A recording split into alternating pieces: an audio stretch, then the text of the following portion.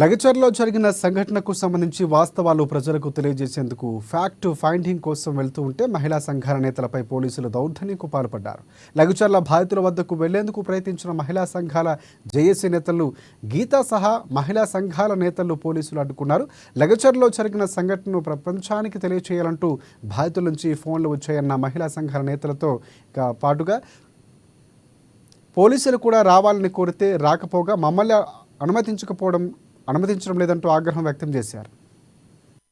ఇప్పుడున్న సిచ్యువేషన్ బాలేదు. ప్లీజ్ అందుకే మీరు పెద్దలా మేము రిక్వెస్ట్ చేస్తున్నాం. పద్ధతి కాదు.